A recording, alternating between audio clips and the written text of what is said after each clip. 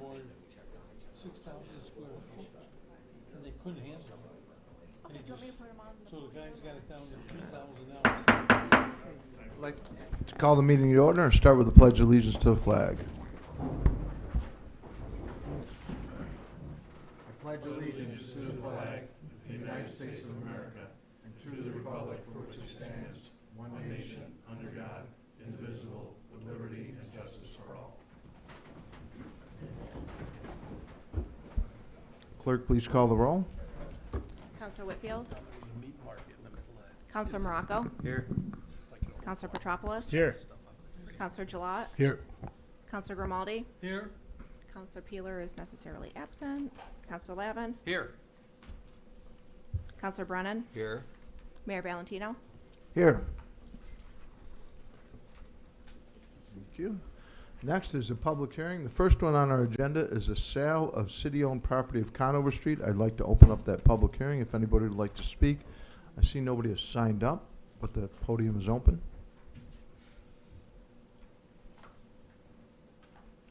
If no one would like to speak, we call that public hearing closed. And we'll now move on to the Community Development Block Grant, CDBG 2025 Program Year Applications. That public hearing is now open if anybody would like to speak on that topic.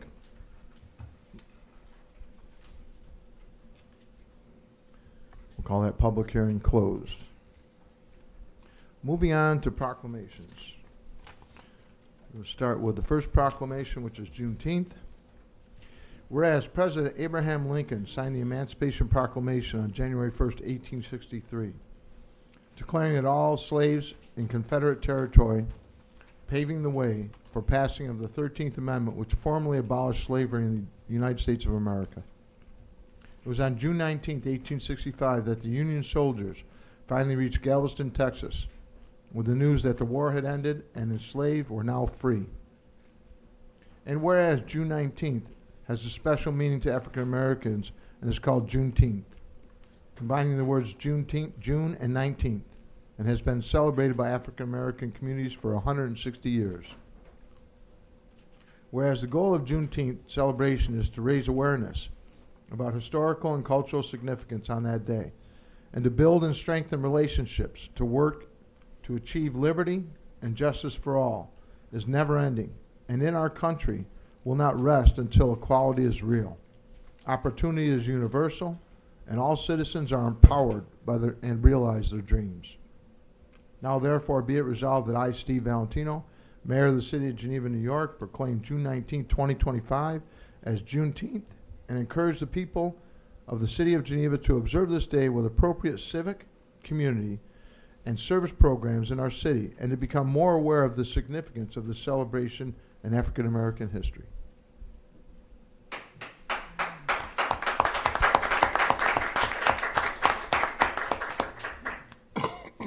Our next proclamation is Pride Month. Whereas June 2025 marks the 56th annual celebration throughout the United States of the LGBTQ plus Pride Month. Pride Month is an opportunity to celebrate the progress made to recognize and protect the rights of LGBTQ plus communities and to reflect on the work that is needed to be done. And whereas the City of Geneva joins the LGBTQ plus community in a celebration and an opportunity to come together to celebrate the vibrant diversity of the LGBTQ plus community. Pride Month is a time to acknowledge the challenges faced by this community and to stand in solidarity with our fight for equality, acceptance, and human rights. Pride Month is a joyful and colorful display of love, unity, and resilience. Whereas the 2025 Pride Month theme is Fabric of Freedom. This emphasizes the unity and interconnectedness of the LGBTQ plus community, drawing parallels to how fabrics have been used throughout history as symbols of expression and resistance. It also serves as a call to action for LGBTQ plus people and their allies to celebrate the community's vibrancy and fight for equality. Now therefore be it resolved that I, Steve Valentino, Mayor of the City of Geneva, do hereby proclaim the month of June 2025 as Pride Month in the City of Geneva, and encourage everyone in our city and surrounding areas to take advantage of this opportunity to build bridges and of understanding, respect, and celebration, and let everyone know that the City of Geneva stands against discrimination in all forms and promotes human rights and dignity of all persons.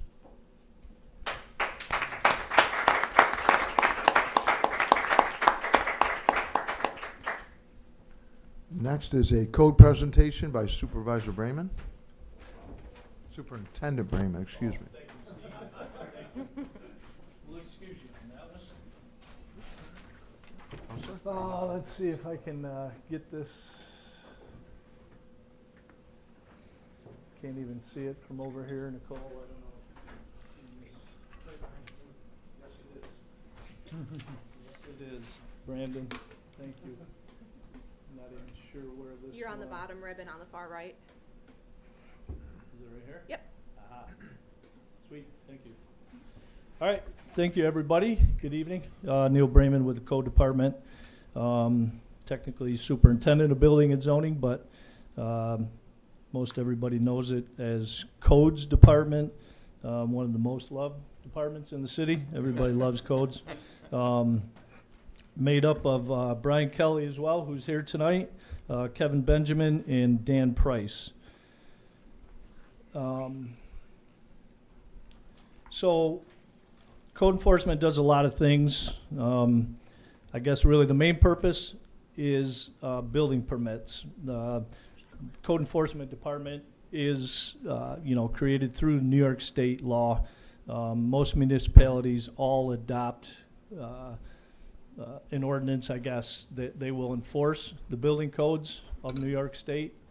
And hence code enforcement is established. And ideally what they're charged to do is issue building permits, right? So any construction, residential, commercial, hospital, Hobart, whoever it may be, the intent is to issue building permits. They're issued to the property owner, right? A lot of people don't understand that, they think it's, the city's trying to grab our money. The city wants to get in our house. The city wants to raise my assessment. Some of those things potentially do happen, right? But really the intent is to enforce the codes and make sure that they are built to the construction requirements that code is established, right? So that's really the intent. By enforcing the minimum standards, right, you try to maintain quality of buildings. A lot of these buildings downtown that have been redone, new apartments, whatever, most all of them have charred members in the building. So going back multiple years when these things were originally built, there was very minimal codes. And we have a couple of property owners here that have torn apart a lot of buildings and built apartments, et cetera. I would have to say probably all of them show where there was a fire in there. And they didn't necessarily have minimum standards, right? So you had, back in the day, you had either fireplaces, you had oil burning stoves, whatever. There weren't real standards about how you vented it, how it was handled. So the intent is to have guidelines so that these buildings are safe, right? And in doing so, hopefully you are maintaining a healthy built environment, being the buildings, which does help assess values, and it helps future owners, right? So if somebody's gonna sell it, the next owner, ideally, is buying a proper building. So those are the intents. And again, it's not to get in and just want to see your building, or it's not just we want $100 for a building permit. That's just kind of what goes along with it. But it really is to try and provide a quality, healthy building, and it does help the city. So ensure that buildings are that are used by the public do meet the safety requirements, right? So You see in the news a lot of times a nightclub that had a fire, 9 times out of 10, the life safety issues were violated, right? A back door was locked shut because they didn't want people coming in or leaving, or, a fire breaks out and there's one door to get out of the building, and guess what? Multiple people die, and it happens. So in the process of building these spaces, depending on the use of the building, these spaces have requirements, whether it's sprinklers, whether it's smoke detectors, whether it's 1 exit, 2 exit, 3 exits, whatever it may be. So part of the goal is to make sure that buildings that the public uses have these safety features, exit signs, emergency lights, etc. So it's important. It's also to help educate property owners as well and contractors. Code enforcement is required in the course of a year to have 24 hours of what is called in-service training. It's done in multiple ways. There's seminars that the state puts on. A lot of different agencies, fire departments will hire consultants that will conduct these seminars, these training sessions. And so code will have to get at least 24 hours of training every year. So as part of it, a lot of property owners don't know the codes. A lot of contractors in some cases don't know the codes. So really, code enforcement should be helping to educate property owners as well as contractors. And, I think we do here try to do that. It certainly makes our job easier if contractors know how to do the most simple things, right? If it's a deck, how does a deck go together? It's got a proper footing. It's connected to the house in such a manner. It's got flashing. I mean, there's all these little requirements. So if we can help educate them, it's a benefit to everybody. We don't enjoy going on a job site while it's being built and tell them, oh, you didn't put it footing deep enough. You didn't connect it to the house correctly. You're going to have to tear it apart. We don't care to do that. It's a lot of grief. So the education of the property owner as well as the contractor, it's an important part of the job. So the process for a building permit, it could be as simple as a contractor making a drawing of a front porch, a deck, a bathroom remodel.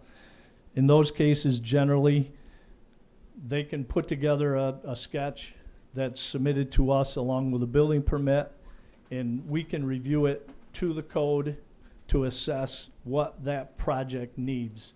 And so we'll review that plan, and then assuming that everything is on that plan, it's designed and it's going to be built per the requirements of the code, we issue a building permit, collect the fee, make sure their insurances are in,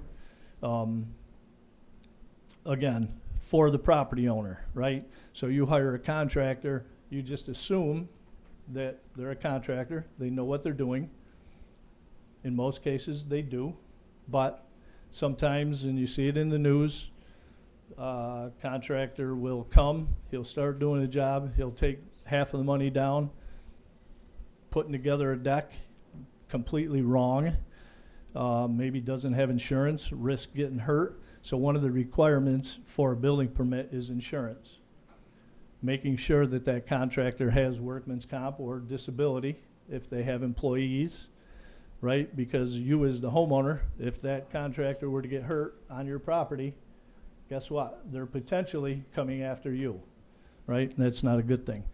So one of the requirements of a building permit are insurances.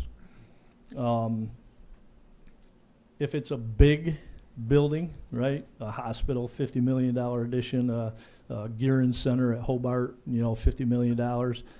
Those are probably the easier ones to handle because you have architects, engineers, you have specialists that design it, put everything together in that building. We still have to review it, just like the architect has to design it. So we're looking at the building code the same way the architect is putting that building together. So we have to review it, make sure that everything that's supposed to be there is there. Once that's done, the review is complete, we issue a permit, collect the fee, and the project starts. So that's the basic process on that.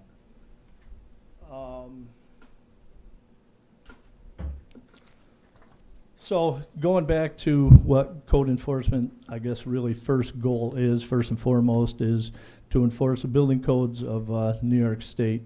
They're comprised of 9 separate sections, right? You got a fuel gas code, you got an energy code, you got a plumbing code, you got the fire code, the energy code I stated, mechanical code, and they're mighty thick books. A lot of information in there. And so every project, whether it's, a 4-inch sanitary line in the basement, there's requirements for how far apart the supports for that line have to be. There's just multiple things that have to be done. So on all these projects, when we review them, this is kind of, I guess, the Bible for code enforcement. Everything that's how something is supposed to be built, it's in the building code. It's got to be designed that way. And that's what we use every day, day in, day out. Basically, this code was established in 1984. Prior to that, there was a lot of codes, but they were individual codes. And basically the state, in I think 1983, finally said, hey, look, we need just one set of code books with everything in it. So that was pretty much established in 1984.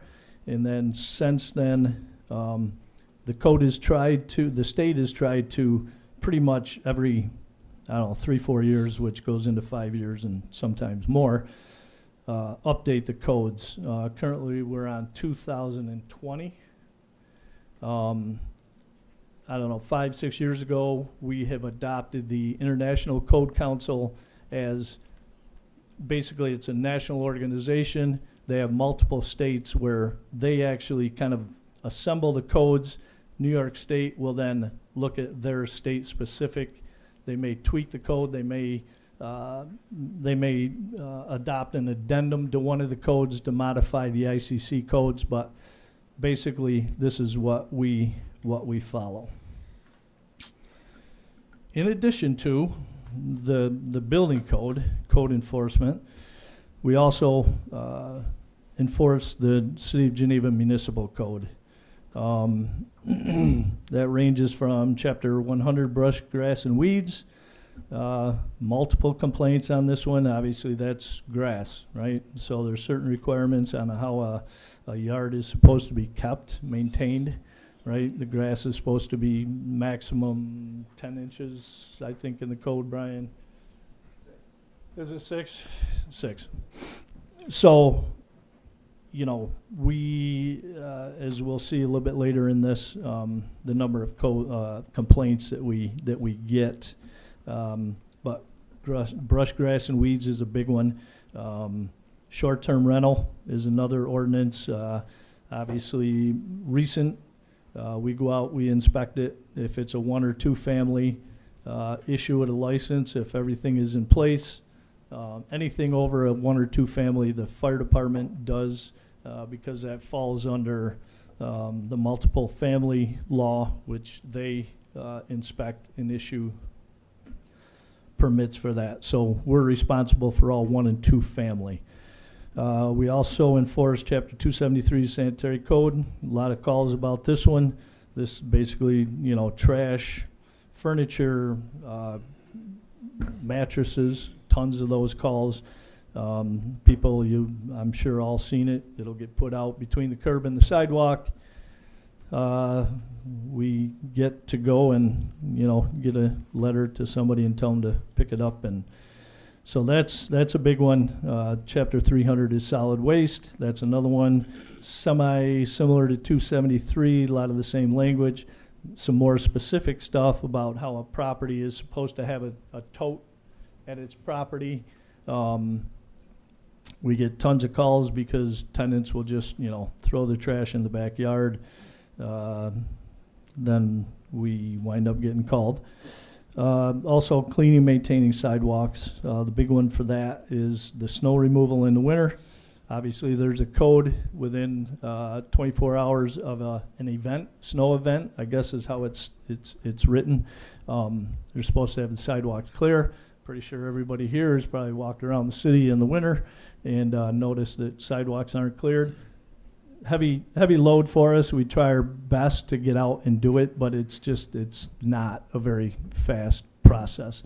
Unfortunately, when property owners don't do it on their own, falls to us. We do our best, but trust me, it's a burdensome by the time you do a letter. Then you get out, the city has gone through and plowed. Now they've plowed up onto a sidewalk that was just shoveled. We get a call because we just shoveled our sidewalk. Now it's plowed in. We get tons of those calls. Not fun. Let's see. Missed that one. Sorry. So, this seems like it would be not so typical, but these are typical kind of situations that we will get. Property owner, tenant, whoever decided that, it'd be a little bit easier just to go throw it out into this kind of little remote area. And it's trash, and it's, getting to be summer, and it's not very nice out, and these are calls that we get. Fortunately, on this one, we were able to get in contact with the property owner, who contacted the property manager, and they got it picked up right away. Otherwise, we would be tasked with having our buildings and grounds department go out. Now they got to pick all this up. Now they got to dispose of it. We don't enjoy asking our guys to have to go do this, but unfortunately that is the process. In this case, got taken care of. But we see it, and it's not just occasionally, it's often.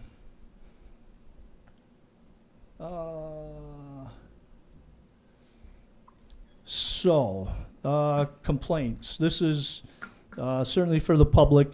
We have a website, complaints at cityofgenevany.gov.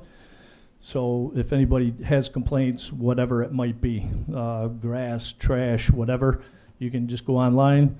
That'll go to our email, gets checked every morning, gets distributed out to kind of a rotation, and we try to go out, assess it, whatever it is, send a letter. People just come into the city, they call. These are just some of the, how we receive complaints. We'll get them to the city employees, right? We quite often the fire department will respond to a fire. The house is an absolute disaster, maybe a hoarder, whatever. So we'll work with them. Geneva PD, same way. They respond to maybe a call at somebody's house. They come upon these not so nice situations. So work with them a lot. Obviously DPW as well. This is kind of the process, right? So with most of these, for the municipal code, complaint comes in, we've got to go out, we've got to check it out, right? So we've got to take a picture, we've got to verify the complaint. Obviously, if it's a complaint, violates a code, we got to get a letter out to the property owner. You got to give them the time to correct the problem. Unfortunately, we'd love to just say, go do it, which we can. Eventually, if it happens enough times after a letter has been sent out, we can then just go out and do it, charge the property owner. So a property owner must be given time. Anytime there's a violation, ideally, we've got to give notice. We've got to give them a chance to fix it. If they don't fix it, like I said, sometimes if it's habitual, we can either just have our buildings and grounds go out, whether it's grass, whether it's snow, whatever, and they can just do it. We also have an enforcement contractor. We can just send it to them, and they can go out and do it. Whatever their time is, We then bill the property owner. In some instances, there's a 50% administrative fee. So it's the cost of whatever it took to do it plus a fee. So hopefully, you know, that gets their attention, and then we don't have to do it in the future. If it's a code that's cited in the building code, there's what's called a order to remedy. There's a 30-day timeline. So obviously, if it's in the middle of winter and there's an issue where it's, you know, can't be done because of snow, etc., then you know, you work with the property owner. But we send them out a letter. It's got to be corrected in 30 days. Ideally, it gets corrected. If it doesn't corrected, now we've got to issue an appearance ticket. Now we got to get them before a judge. So unfortunately, some of these times, you know, some of these issues go from, you know, a letter to 2-3 months later before we can actually get some kind of action. So I guess that's about the same. You know, just a couple of quick pictures. You know, we this is the kind of stuff, unfortunately, that we see out there. You know, tenants sometimes will just put up with stuff like this because, you know, they're afraid to make a complaint. They don't, because in a lot of times what happens is some of these problems, if they're a problem where we can't let them stay in the apartment, the only way to get it fixed correctly, we have to vacate the apartment, which means you got to go. And that's a lot of these tenants know that. And so they will put up with stuff like this. And, you know, it's kind of like the last straw. You know, you see stuff like this where people just, you know, whatever, it seems kind of odd, but for them it's home, and these are the kinds of things that you see. And you know, this kind of situation is not good. Obviously, if, you know, fire department ever had to go in there for any reason, ideally you don't want them to be having to deal with this. So these things happen, and we see it. Actually, Brian is our hoarding specialist, and he's actually done a great job with it. Because, you know, there's a personal side to this, right? So these are sometimes people, property owners, that this is home and this is normal to them, and they sometimes just need some help. And Brian's done a great job with some of these. You know, you work with county agencies or whatever trying to get these people help. And so a lot of our interactions aren't just, you know, shut the place down. It's trying to help people, right? You can understand when somebody needs help. And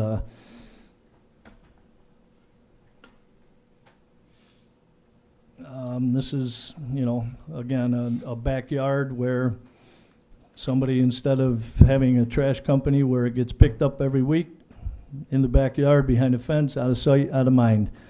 Neighbors call in, hey, we got rats in our yard. If we can go there, and being in the backyard, it's tough because you can't just go on people's property. And, you know, so if you can get permission from a neighbor to look in the backyard, get some pictures, identify the problem, send them a letter. This one, you know, was pretty bad in the process. There's needles, et cetera, in here. So unfortunately, our Buildings and Grounds Department had to go there. We were also there, I think, with Geneva PD because they had some other issues at the property. So just to make sure that our people are safe going in the backyard, you know, these are the kinds of things that you get to deal with. You know, this is a high priority. This was actually a house, somebody was still living in it. Part of the chimney brick had actually fell apart, went through the roof. You can see, you know, there's some broken rafters here. Obviously, you can see daylight. That's never good in a roof. So, but the person was still living it. Again, it's home. Necessarily don't have the resources, and they just keep living in it. This is a low priority, right? This was going back to, I can't remember, one of the chapters, I think it's chapter 300, talks about totes. When they go out, they're supposed to be back out of sight. Get a lot of calls on these, a lot of hands-on. It's never easy. You know, you would hope people put it out and then put it back. They don't. You have tenants. The tenants say it's landlord says it's tenant. Things will sit there for a week. We get called. So that's the kind of stuff we gotta try to take care of. So just a brief 2024 year in review. 266 building permits issued, $25,000 in building permit fees, roughly $13 million in total added value. Basically that amount comes for, on the building permit, there is there's two lines, labor, material, and then total for the project. This number, for the people that actually put it in there, truthfully, this is ballpark, you know, the cost of that job. So it's pretty significant. You know, it certainly could probably be higher, but 485 complaints, and again, typical complaints: trash, exterior conditions, interior conditions, grass, lawn, snow removal, garbage totes. As of June 3rd, we've got 245 complaints, 131 building permits, up to, what, a day or two ago. What else?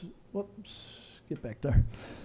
So court cases, you know, again, going back to, you know, when we issue a letter, hopefully there's cooperation, and, you know, certainly we work with the people to try and get this stuff taken care of. But unfortunately, if they don't take care of it, our only option is to create an appearance ticket, have it served on them, whether it's our PD or we have a process server that will go and find the people, serve them, we take them to court, because ultimately now the judge ideally, you know, does what a judge does. And so if they don't fix it, and we have enough of them that we do go to court with, unfortunately some of these are very slow, as you can see. 2023, we still have, you know, properties active. It's just slow for any number of reasons, every reason you could imagine. And it's just slow. So I think that's one of, you know, I know as a group it's one of our, you know, issues, and we get hounded a lot on, you know, what the hell are you doing? Why isn't that taken care of? Whatever. Sometimes it's just plain slow, and there's nothing we can do, right? Because due process, and we're required to follow that. So some of this stuff, sometimes it's just plain slow, and we're sorry about that. But so I guess to wrap it up, we do have the complaints email. Certainly, anybody has a complaint, we assess it. Sometimes it's us. If not, you know, ideally we'll be able to respond, get it to the proper department. Again, we are in the people business, so, you know, we have to work with not only landlords, we got to work with the tenants, we got to work with single-family property owners, and again, everybody's got a right. So going back to the enforcement part, we'd all love to sometimes just say, your lawn's not mowed, we're going to do it. Well, we can't, because you just can't. So we, you know, you got to work with people. There's all kinds of reasons why, and you know, you just got to do your best to get to the end and hopefully get a good conclusion. So I guess with that, that's all that I have, and if anybody has any questions, I'd be glad to answer it or try. Councilor Petropoulos. So you average, say, 400 some odd calls a year, or complaints per year. Are those complaints duplicate? In other words, you get 5 complaints about a single property, or is each complaint for? I mean, there could be some in there. That's deduplicated, Neil. That's how they run the report for me, is they take them out if they're duplicated. Now, could they be the same multiple property? complaints at the same like property. trash removal this time and then 3 months later again? Yes. Yeah, I get that. but each incident is separated out. Yep, Oh, and last question, sure. collected fees. Yep. That's for like permits and what have you, right? Yep, Does the code enforcement ever collect penalties Yep. or anything? yep. Is that included in that figure? Or is that a separate No, figure? no. I mean, I would say maybe in a court fee, what, maybe a couple thousand at the max in a year. It's Yeah, I mean, Adam don't- can answer that one a little bit of where you can find it in the budget book. While he's looking, Council Morocco? You're just saying that sometimes things take a lot of time. Yep. What are the reasons that take the time? Is it because of state regulations or state courts or local mean, courts? when it gets to the court level, it's the court. Judges don't they don't just immediately guilty, right? Some of this stuff could go on for multiple months. The tenant or the landlord or whoever is being served is supposed to be in court Wednesday. Wednesday comes, you were supposed to have the building painted, you were supposed to have the windows repaired. I couldn't get a contractor. Okay, we're gonna come back next month. That kind of thing happens. It can happen for multiple months. I mean, Brian has done a lot of our, court work. We've all done it, but Brian has done a lot of the court work. I mean, you see some of these cases that literally have been in there, a few years. There's no kind of enforcement, either from the state or legally or anything like that? I mean,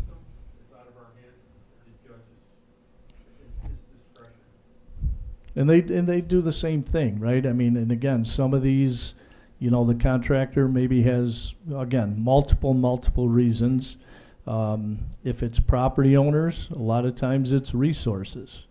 And, what do?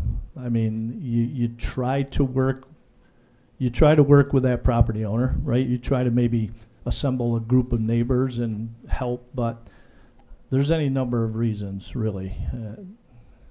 Go ahead, Brian. Due process laws. In other words, we take someone who's sent them a letter by code, by law, we have to give them so many days to do it. No, I understand that. That's already state mandated, we can't watch that. No, when they go past those state mandates, is there other legal actions that can be taken, or? We voted Try to on, get them in court if we have to, yeah. yes, I believe last year we voted on a resolution whereby your most, again, because sometimes the city court will give you 50 lashes over wet noodle and it doesn't even hurt. But I do believe we passed a resolution allowing certain cases, I guess at the discretion of legal, to go up to state court where it might hurt. Yeah, and I think, when our new attorneys came on, we had explored some of that, trying to expedite some of this, but I'm not sure that, We haven't come across a case that would work out for at this point.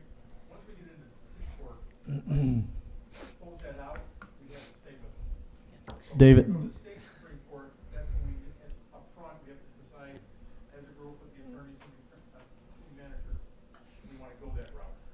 Just a comment, due to the YouTube audience not being able to have you at a microphone, there's a gap there in Yep. communication. okay. I think David can explain it. Yep, a go little ahead, bit. Dave, real David, quick. please.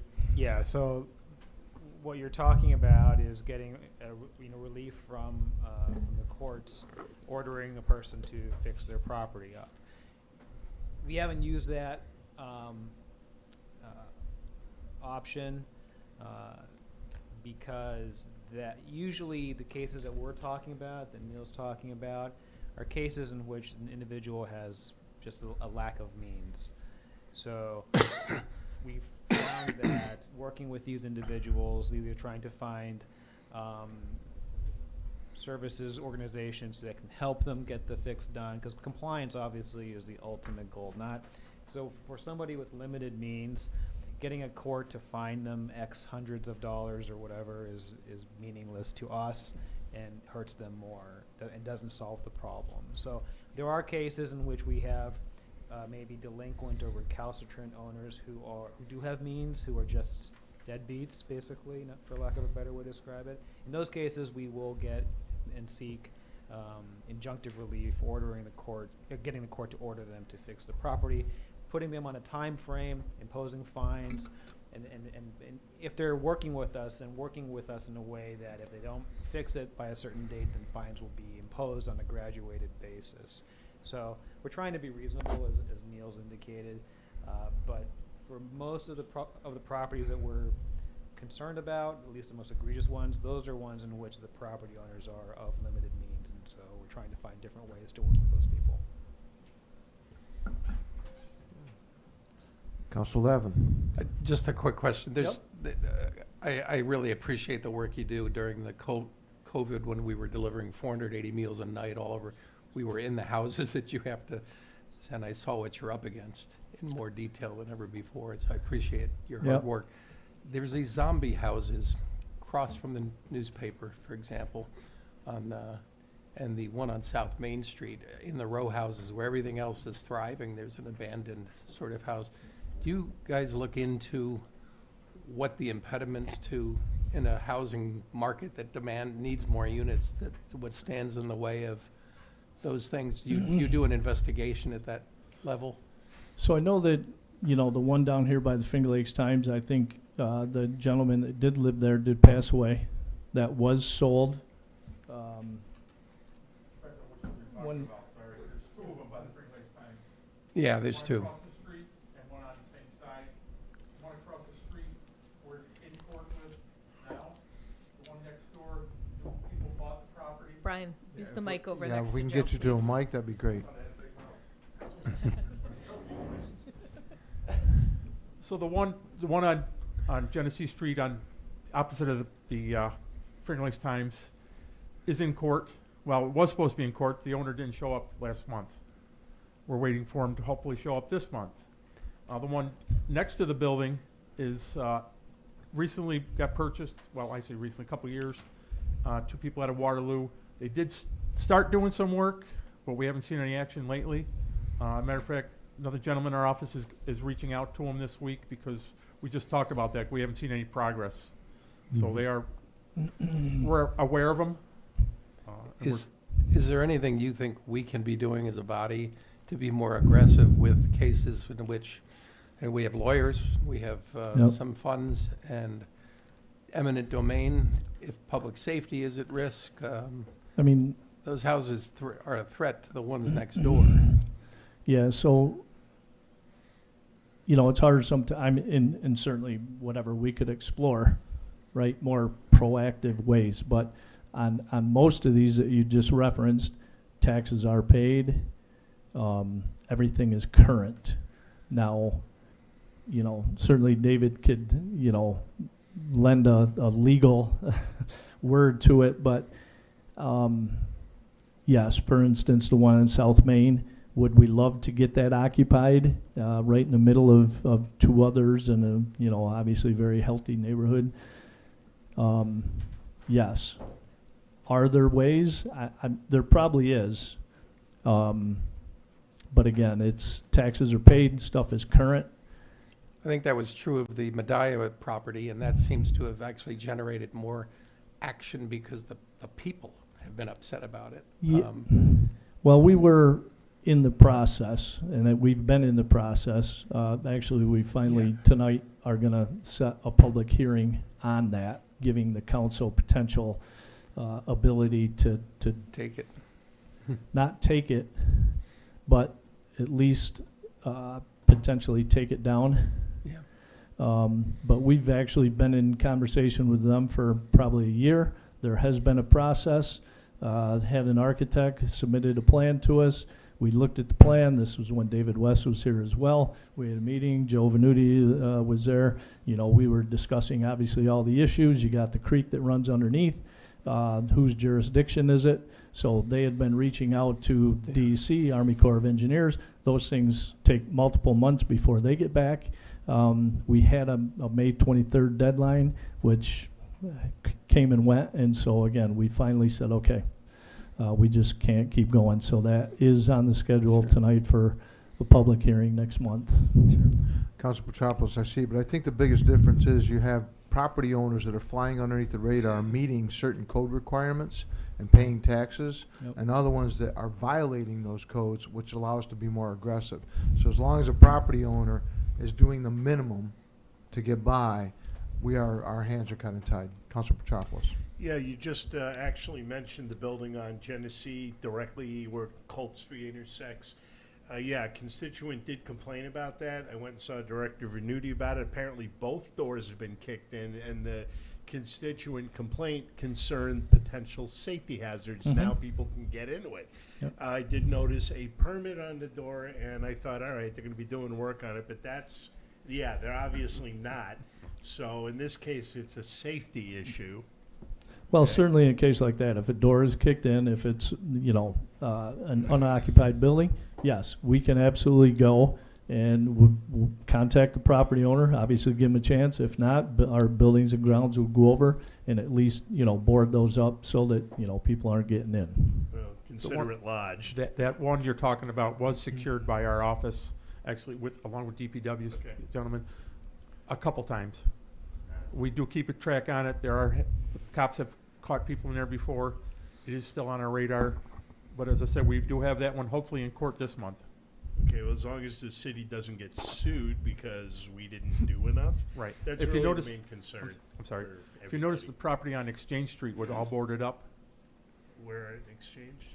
just past the church. Oh, yes, of 50. course. I didn't want to say the 50. number, but that was boarded up because it was wide open. It was literally, there was no doors, there was no windows. We decided it was time to do that. We had DPW gentlemen come over, fix it, secure it. It doesn't look good, but at least it's safe. Council Good Lavin. enough.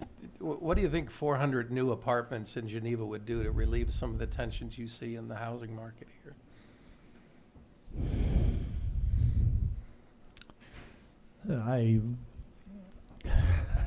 I don't, It's kind of a hypothetical. I don't know. I don't know. I was I just- mean, I guess 400 new people potentially buying things and spending money can't be a bad thing, but what does it do to the Apartments, you can- rental?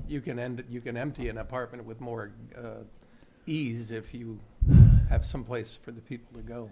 Yeah, I don't know. That's a tough to say question. Just Okay, being puckish, sorry. we're going to move on. Thank you, Superintendent Okay. Brennan. Thank you. Next is April budget update by our city comptroller. You left your mouse, yes.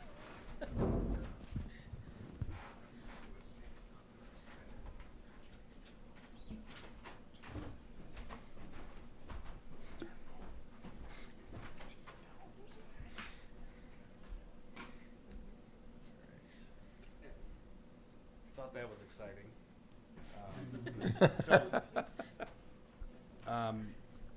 One quick change, it was the April report. I was able to get the May numbers. So you're all in for a real treat there. We're more up to date than we had planned. So quickly, we're just going to look at the overtime. So we got the budget here, actual here, police little high, but that's situational. We're actually in pretty good shape now. The police department has switched to a pilot program of 12-hour shifts, which has really made a huge difference in our overtime. We're actually quite a bit down in the last month, and we're seeing that stay the same even with some officers out. So that's good news. Fire is high. The reason for that is I've combined two line items there, overtime and training coverage. So when there's training that takes place, a firefighter goes on the training, another firefighter comes in, covers the shift. It is not paid at time and a half. It's paid at straight time. But that does add up. So it is combined with the overtime line item. Highway, that's as to be expected because that's usually the overtime is due to snow, salting the roads, things like that. Buildings and grounds is right where it should be. They're usually, overtime is usually accrued during the summer months when they're mowing. Water maintenance, water treatment plant, very good shape. Sewer maintenance, a little high. There has been some sewer lateral work that's taken place, and it's a relatively low overtime number to begin with. And then once in a while, we'll have sewer maintenance help out on some highway. And then wastewater treatment plant, very good shape there. We will move on to, this, the financial report, as far as our cash. So not a whole lot really to cover here, other than if you look down here at the bottom, you can see that first CD, $4,456,000, that was just renewed recently with Alliance National Bank, and we actually earned about $106,000 in interest over 6 months. So that's a huge win for us. Staying at a local bank also, big win. We rolled that over for 6 additional months. So you'll see maturity date of October 8th of this year. We'll have 2 CDs coming due. Should be a pretty good amount of interest on both of those. And then there's the rest of the accounts up here. Many of those accounts are restricted use, means we can't commingle them or earn interest on them because they could have been from different program sources. So we try to keep as much as we can in this reserve account down here, which earns about 4.6. That does fluctuate, but that's where it's been of late. Okay, so now the actual financial report, starting with the general fund. Actually, in all 3 funds, we'll start with general, but in all 3 funds, we're very close to where we were last year at this time. With sales tax, uncomfortably close. I've never seen it where we're like $600 compared to where we were last year. The difference is we budgeted about $1 million more this year. So last year we budgeted $4.182 million in sales tax, and we came in right around 5.1. And this year we budgeted right at the 5.1, which made me a little bit nervous, but we're technically on track as long as nothing bad happens. So that'll probably be the case. So occupancy tax, a little bit lower than where we were last year, but that does depend on when things come in. A lot of these things, when they're off, it's because of a timing issue, when we receive funds versus when things are paid. Overall, we've received a higher percentage of revenue than we did last year by, 0.5%. And then on the expense side, we're down about 2.5%. So that's good news there. I think these are, yeah. Then I turned that information into a couple graphs, which is very exciting. And I will send that report out to City Council this Friday. Okay, water maintenance or water fund. So the water fund, very, very similar. We've received right about the same amount in percentage as we did last year at this time, which is a good thing because we came in right about at budget as far as revenues. And then other revenues, that again fluctuates quite a bit, but we're in good shape there with about 75% remaining. Expenses, water maintenance, better than the situation last year. Water treatment, a little bit down, but nothing to be concerned about. Another thing that happens is as we go throughout the year, some months have 3 payrolls and some have 2. A lot of times that's really the only difference is the number of payrolls that happened, and they can change the whole expense makeup of a department. Debt service in all funds, we're almost completely tapped out there. The reason for that is a lot of our debt payments are made in May and November. So most of the payments made in May, and then a couple small principal payments will be made in November for all 3 funds. Some more charts here. All right. Whoops.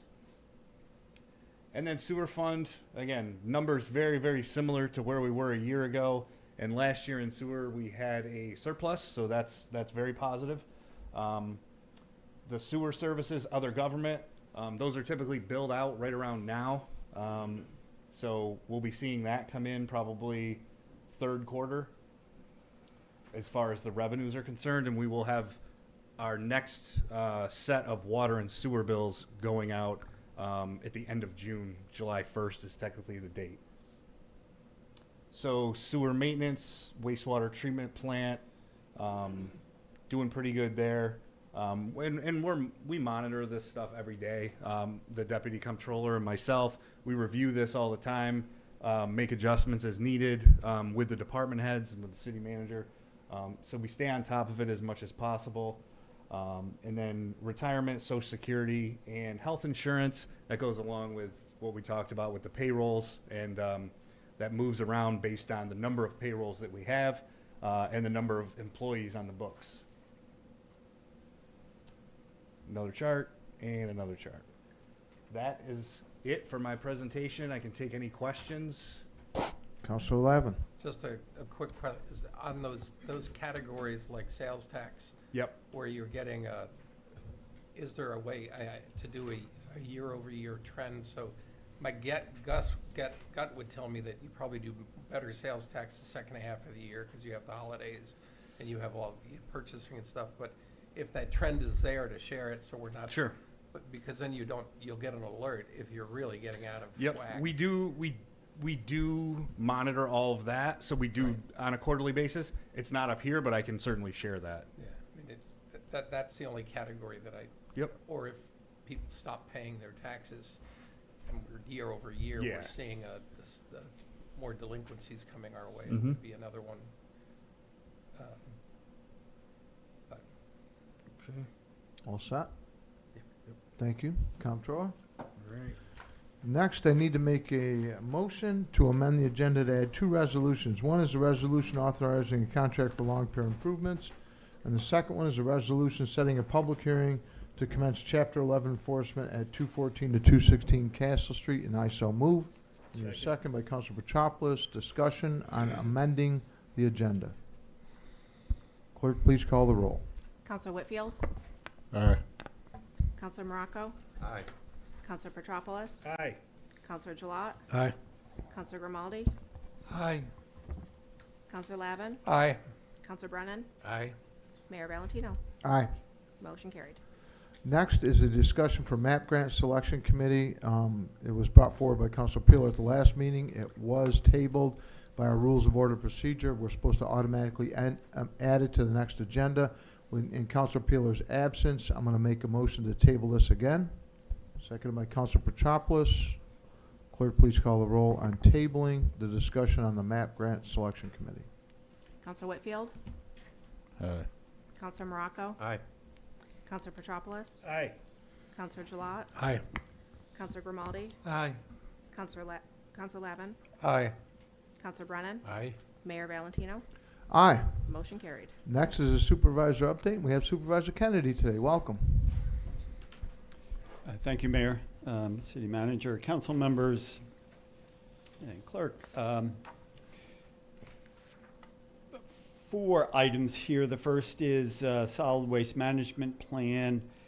City has been asked for a representative for that meeting. The solid waste management plan is being done by the Director of Solid Waste at the same time that that department is also doing a strategic plan.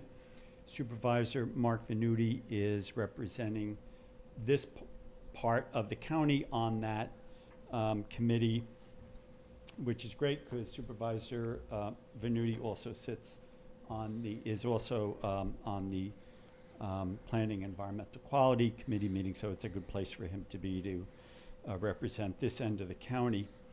So that meeting is happening on June 26th, and the city is sending a representative to that. As far as, that's great.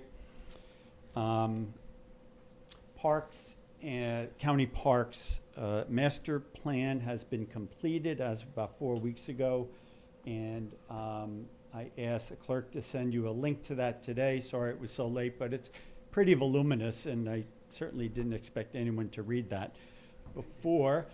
So a couple of highlights. I think most pertinent to our discussion tonight is that there in the appendix you will note that the Kashong area is considered as a prospective county park. This report, by the way, has about a 5 to 10 year life, so it outlines all of the 6 major county parks, as well as a potential park, a proposed park, I should say, up in Port Gibson, up by the canal. But the Kashong Park is considered and it appears in the appendix because it is proposed as a county park. Unlike Port Gibson, which already has county property there, county land, Kashong is not, so that's why it's only in the appendix and considered as a potential county park. It was great to have that recognized. One of the benefits, one of the values of reading the whole report, at least the parts that may interest you, is from, based on my read, is I didn't realize how extensive our county park system is, and it outlines really a strategy for maintaining, upkeeping, expanding, enhancing those existing parks, and also including, as I said, the potential and the prospective parks as well.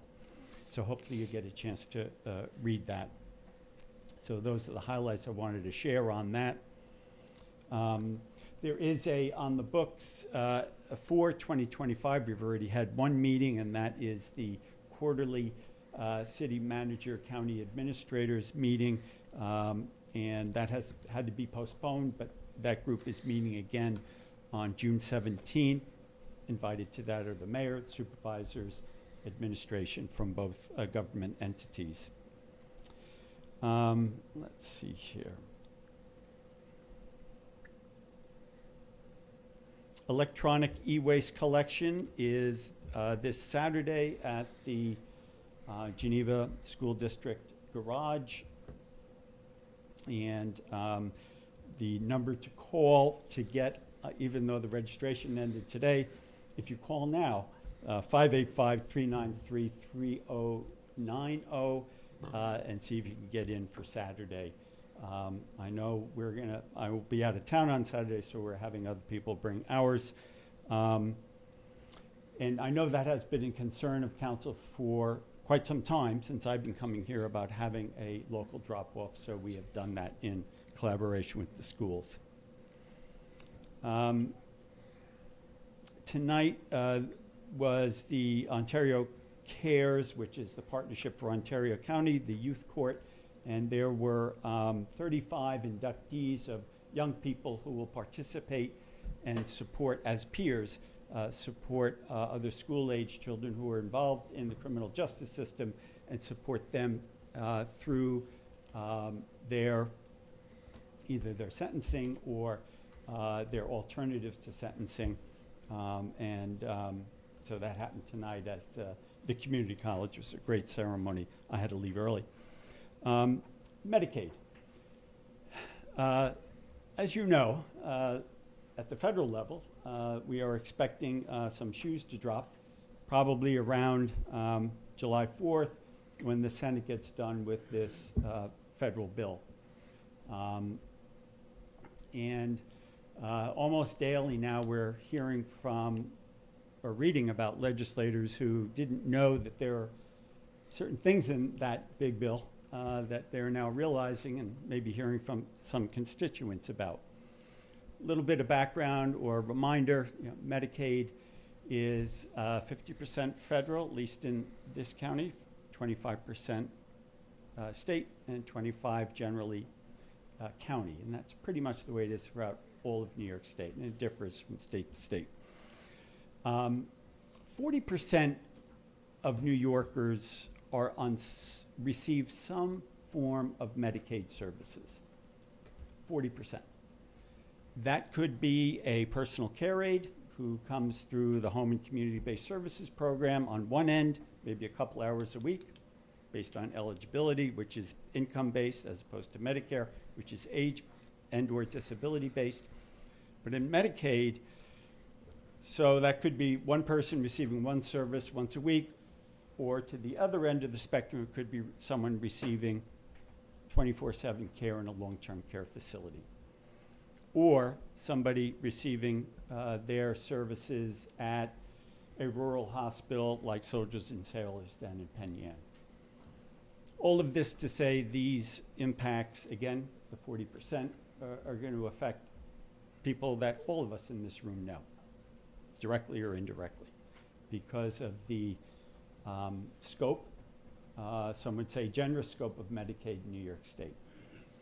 I'm going to hazard a guess here that by the end of the summer, we will know exactly what the impact of that will be on this county. We may know sooner, but it's going to take some time. As we know, Congress has done their work. The Senate is now working on it, and some things are now being realized that were in the bill that some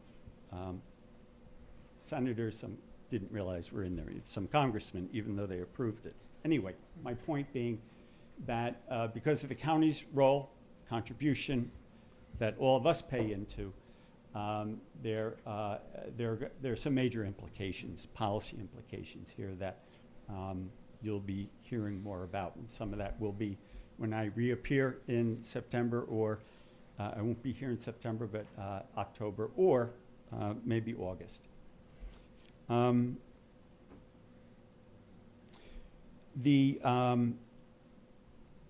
So any questions on that? On Medicaid or anything you just?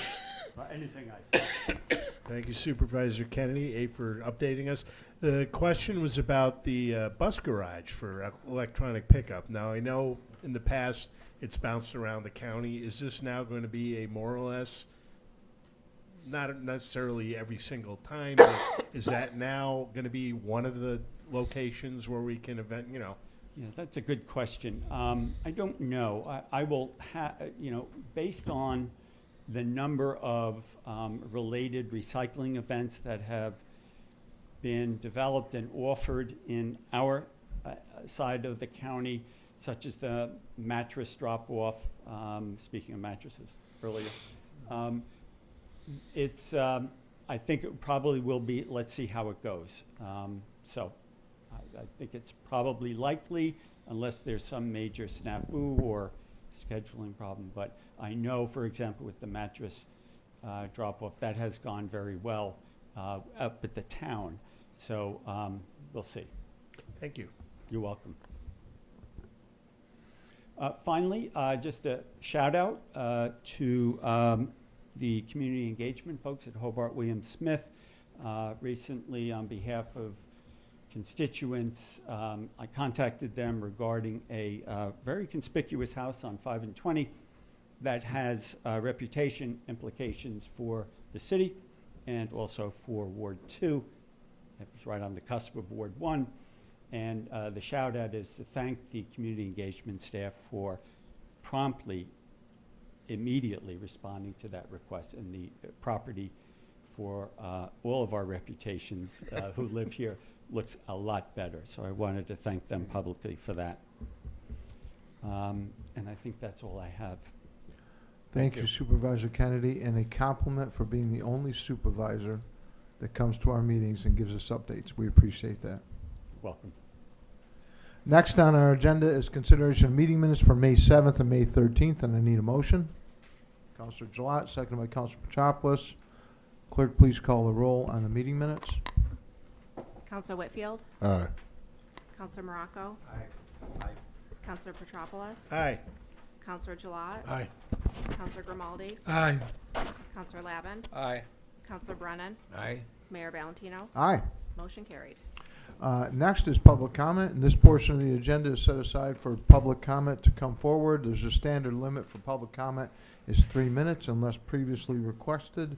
And the first on my list is Wendy Marsh and Dave Linger. I see you're sending Dave. Take orders.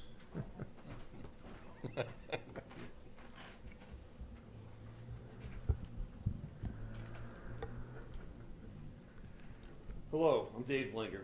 I realize that Lakeview Health Services proposal isn't on the agenda tonight, but it's on the minds of many in the community. Last month, we had an overflow crowd here at the planning board meeting in this room, and there was clear voice that the 5-story, 74-unit building is simply oversized. It'd be 69 feet high with over 29 feet above its historic neighbors. It just won't fit. The speakers were concerned with the further concentration of poverty and those with special needs in our downtown that already has the YMCA across the street, places like Seneca Towers, the Hotel Exchange, and the former Pinkies. I'm told that there's over 1,000 apartments in the city of Geneva receiving housing assistance. The city in general, and downtown in particular, has so many folks in need that we have long been described as near a tipping point. The project just is not right for downtown historic district or the business district. It moves Geneva that much closer to the tipping point. In attendance at the planning board meeting were some members of city council as well as members of the IDA, which is considering requests for tax abatements and other incentives. Over a dozen locals spoke in opposition to the project, including downtown business and property owners, members of the tourism industry, and concerned citizens. The meeting started with David West telling the public they needed to limit their comments. Later that evening, I stated the obvious, that public comment period is a time for public comment. If the city or its legal counsel wants to provide guidance to the board as to what factors to consider, that's fine. But to seek to silence the public is just plain wrong. To suggest otherwise is un-American. I reminded Mr. West that the recently enacted zoning code expressly authorized the planning board to consider, and I quote, "Is there a potential for adverse effects to the functioning, economic stability, prosperity, health, safety, or general welfare of nearby property owners in the community?" End quote. My comments didn't correct the situation, but I wanted to let you all know and be aware that there's an ongoing effort to push this project forward. Why? I just don't know. I honestly can't say. This project and proposal has shaken my belief in Geneva to the core. My 10 years working live from Linden and 20 years working with my partner, trying to make Geneva a better place, trying to help buildings that are in danger of demolition by neglect and bring them back on the tax rolls. Why was I bothering if this is where we're going? Frankly, we're going the wrong direction, including the nearby Nate block at 100 to 110 Castle, where the great-grandson of a carriage maker is trying to make a go of it. This project won't help Jeremy, it won't help Rooted, and it will not help downtown. I just asked that when the city representatives present this project to the community, that the whole picture be provided, saying that your teachers and nurses are likely to pay over $1,200 a month to live with the recently homeless and those suffering from serious mental illnesses is just false. Just as false as when the applicant's paid consultant claimed that these young professionals have little need for parking. How exactly are they supposed to get to work? Let's get this nightmare behind us. Lakeview's recent efforts to rebrand the project as Loft Apartments doesn't change a thing. We've got 8 real 4th-level apartments, and those are the Fairfax building at the corner of Linden and Castle. Who has ever heard of first-floor loft apartments? Closing up here, number one, Lakeview has postponed its most recent application for the ZBA temporarily. There is a planning board meeting on Wednesday, June 18th, back here at 6 p.m., where hopefully the public can be heard. And I just learned that the IDA on July 6th is to consider the city manager's position, on this project. Thank you. Thank you. Next, I have Kathy Lovejoy. Oh, Wendy. Are you got, wait. I didn't realize it was 2 separate. Yes. Okay, come forward, Wendy. Sorry. You're on the same line item here, so That's my fault. it's quite all right. I thought they were together. Good evening. Thank you. Apologies that you get both perspective of Dave and Wendy. So I don't have mine written out here, but What I feel on this application is it has been misrepresented to the community. This has been represented as affordable housing, and this is really a mental health facility that is underwritten by the Office of Mental Health. Half of the apartments are specific for folks that have a diagnosis of mental health, and the other apartments are available for folks that go through that process that don't have to have that diagnosis, which is very different than calling it affordable housing project. We have a number of concerns. We all spent years doing our comprehensive plan and coming up with our new zoning and code. This is inconsistent with our zoning code and inconsistent with our comprehensive plan, and that is shown by the waivers and the variances that are needed. This is before the planning board for significant waivers. For example, there's 74 units which would have occupancy of over 150 people, and there is a proposal that there's only 19 parking spaces that are required. That's ludicrous. The zoning code was specific for new construction to have appropriate parking. Also, we are in the historic district. Our historic district was listed on the National Register of Historic Places. We got that done in 2014. This will destroy that district. It is 5 stories high. If you turn around right there, think of 30 feet above those wonderful buildings that are even shown there. It's going to go all the way down Genesee Street. From a visual impact, it is going to impact our downtown. I know that sound's going to go quickly. So, Steve, I want to bring you back to the Buki report that we spent so much time on. Dave and I came here in 2005. The Buki report came out in 2018. I'm sure you guys have heard about it. I want to just read a couple of quotes from here. Geneva, New York can become a thriving small city with a vibrant downtown and strong housing markets. The old way isn't working and will not work. A new way is needed. Number 1 point on page 8 is Geneva can't sustain more poverty households than it already has. The last point on that page is the pervasive why bother shrug of the shoulders attitude when it comes to getting Geneva out of its rut. The city of Geneva can certainly absorb more of this, but it cannot if it wants to thrive. I want to go back to that report. We have to look at what is appropriate for helping us thrive. Look at those sales numbers. That is due to the tourism. That is due to what we've been trying to do for economic development. What is this project going to do for the city? And finally, the only reason we're talking about this is not allowed by right. If this was allowed by right and didn't need waivers from the planning board, variances from the ZBA, money from our pocket for a pilot agreement, we would have no say. But we are being asked to support a project that is not in accordance with what we have been working on for 20 years for our downtown. Just read the comprehensive plan. Look at the Buki study. Finally, I know that there's no specific ask. It is not before you as a board. All we want to do is to make sure that there's accurate information, because this is going to have a dramatic impact on our downtown if this is approved. I did it within 3 minutes. Thank you. Next is Kathy Lovejoy.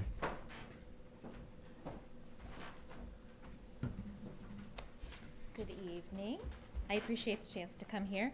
I am Kathy Lovejoy. I'm with Lakeview Health Services, big part of this public comment, as you might notice. And I want to just give a brief overview of the project. I'm going to leave the concept and all of that for Planning Board and Zoning Board. So the project, as has been noted, is proposed to be at the current location of the Finger Lakes Times building at 218 Genesee Street. The project is proposed to be a mixed-use building with 74 units, which would include 4 two-bedroom units and 70 one-bedroom units. It would also include an office space for staff who would be located on site, a community room, laundry room, outdoor patio and green space, and fitness center. The current plan does allow for 26 parking spaces. This current calculation, I keep saying current because these are concepts, is based on utilization in other programs that we operate. It is estimated to involve $38 million total cost of development and $50,000 per year in property tax revenue, with a 2% escalation per year built into the proposal. The tentative tenant mix does include 37 units for individuals with incomes between 50 and 80% of the area median income, and 37 units of permanent supportive housing for individuals with a mental health diagnosis. The building will have staff on site 24/7, as well as dedicated housekeeping and maintenance staff. I want to just clarify, again, it hasn't come up here, but it is not a medical facility. It is not short-term transitional substance rehabilitative services. It's not assisted living. Everybody in that building needs to be able to live independently in an apartment of their own. The building would provide security measures, which include cameras and key fob system. That's to limit access into the building, not out of the building. We have heard concerns about crime in the neighborhood. We have found by having staff on site as well as the cameras, again, those are external and internal, help with crime in the neighborhoods we have built in historically. Furthermore, we do work closely with local law enforcement to ensure the safety not only of the people in our buildings, but of the communities that we are building in. In addition to the screening process for those living in special needs units, all potential tenants go through a separate screening process that includes income eligibility. Again, that's to make sure they have income in the ranges that we've designated, criminal background, etc. And in addition to our own stringent oversight of apartment buildings, various state oversight agencies and investors regularly monitor the compliance and conditions within the building. The tenants of the project will not be new to the neighborhood, but a commingling of current area residents that will be attracted due to improved amenities and services provided to them. The most recent Ontario County Housing Needs Assessment outlined that there is insufficient safe and affordable housing in the region. Those with mental health challenges often have to rely on substandard housing, DSS housing, or are homeless. In fact, we currently have over 70 individuals on our housing list specifically wanting to live in Geneva. Safe, affordable housing can provide an improved quality of life for individuals and families living in Geneva. Well-managed, affordable housing, is that a warning? It's not only a benefit. Submarine sinking. Okay, to the residents of that housing, but also employers in the broader community, becoming a catalyst for additional economic development. I do appreciate the opportunity to speak tonight. Thank you. Next, we have Stephen Kelly.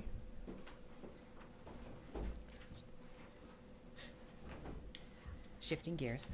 So good evening. My name is Stephen Kelly. I'm a constituent from Ward 3. You may know me from crashing your budget meeting last week. Thanks for having me. I'd actually like to talk a bit about that budget meeting, just some of my personal perspectives on some of the things that were discussed, particularly some of the things that were brainstormed as possible cuts.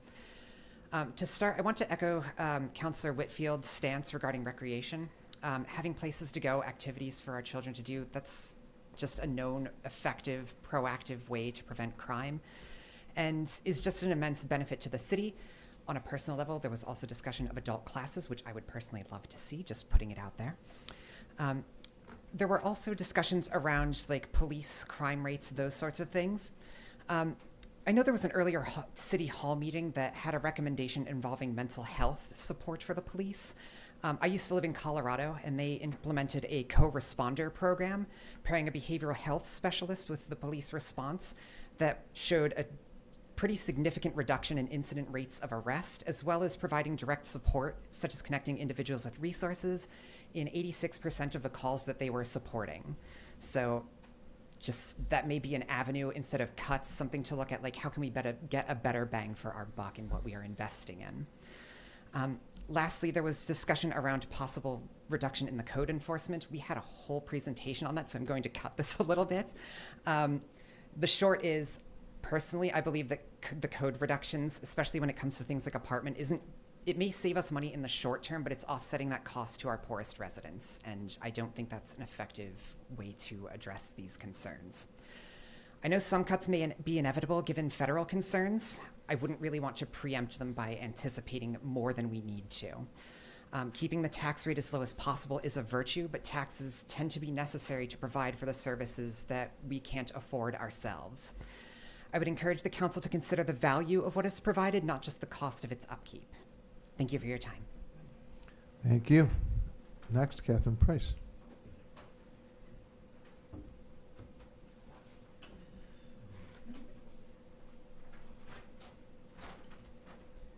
So I'm here this evening. It's nice to see you all tonight to share some good news.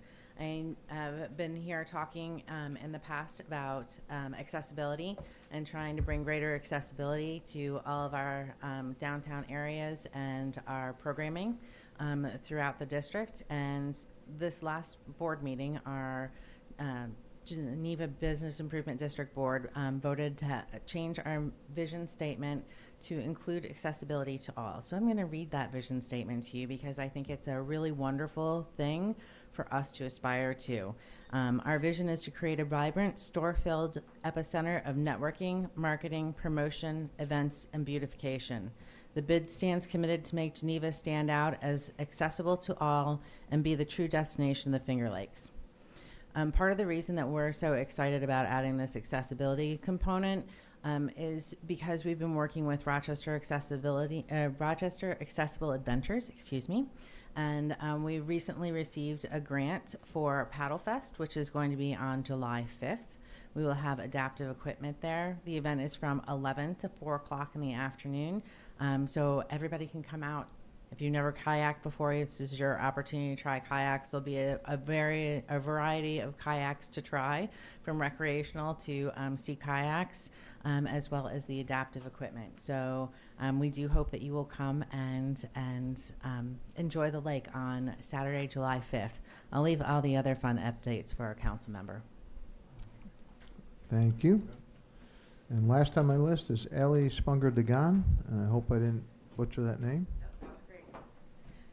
Well, thank you. Good evening, Mayor Valentino, council members, and residents. My name is Ali Spunger-Dagan. I am a resident of the city of Buffalo, and I'm visiting you all here today to talk about the Harriet Tubman byway resolution on the agenda, just to show our support for that here with you, and also just give you a little background in these very quick 3 minutes. So the Harriet Tubman Byway project is a 550-mile trail, essentially, that goes on roadways already established across the state from Manhattan, ending in Niagara Falls.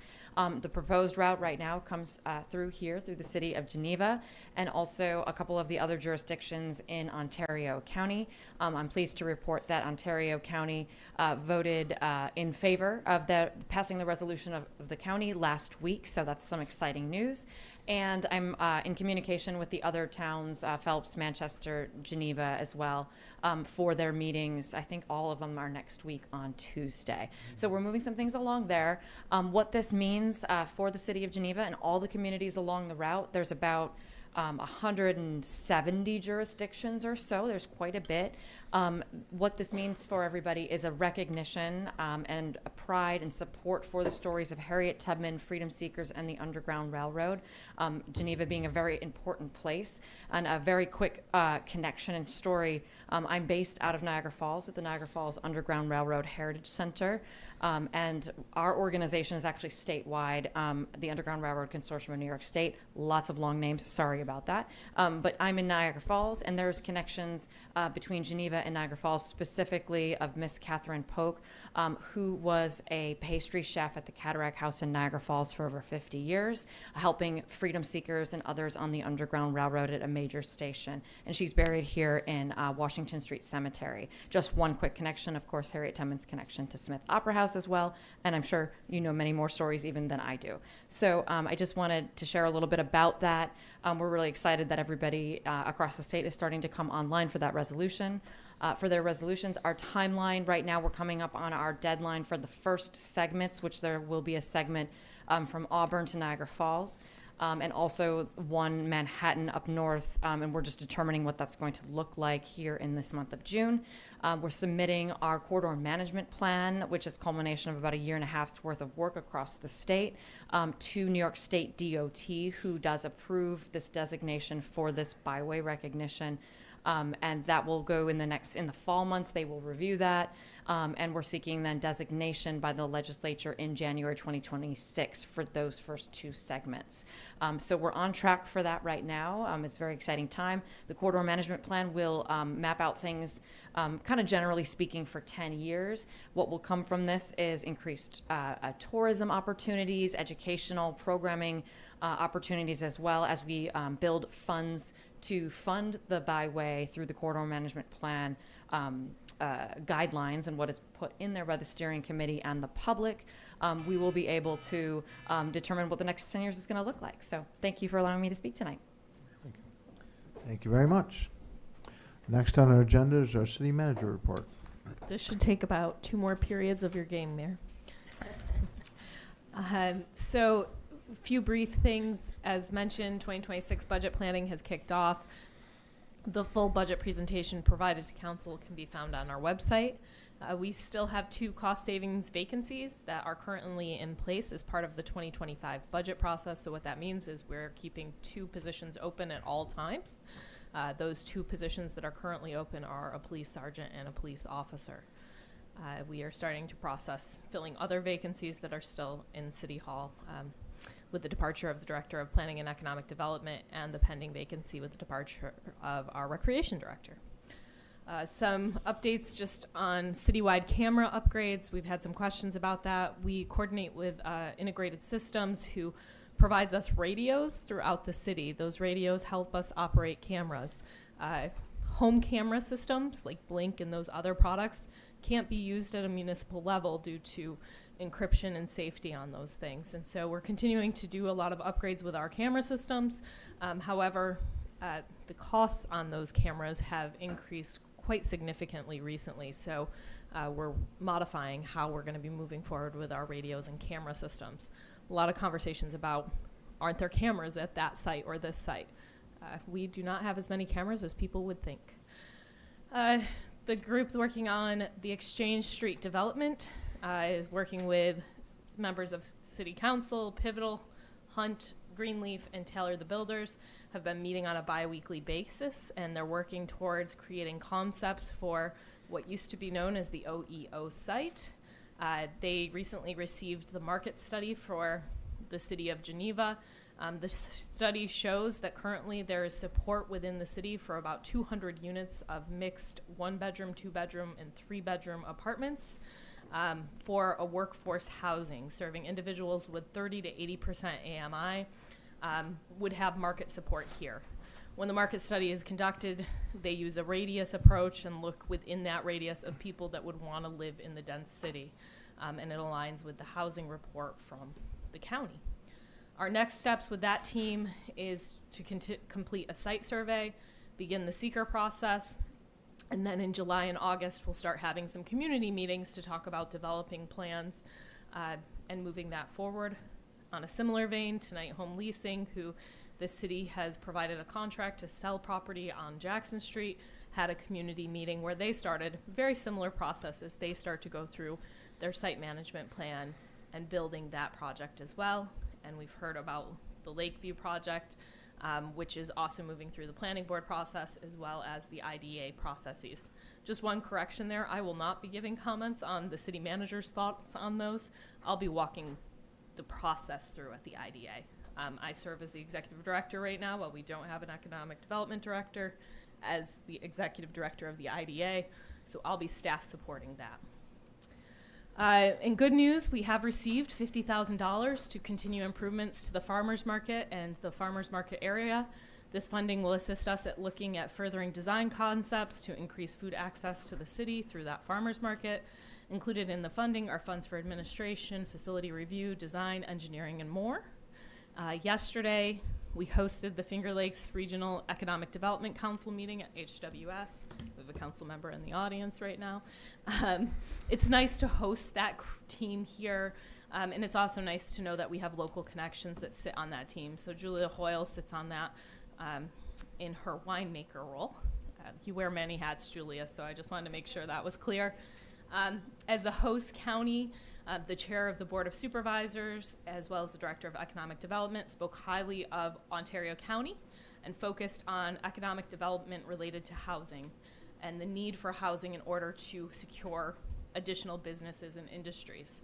Also, as a welcome, President Guerin spoke and talked a lot about the collaborations with the City of Geneva and the importance of prosperity and continued investments within the city and municipalities, along with the public and private sector, to continue and encourage growth for higher education and for our municipality.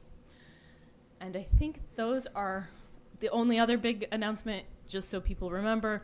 Resource Recovery Park is now open on Thursdays and Saturdays from 8:30 to 4:30.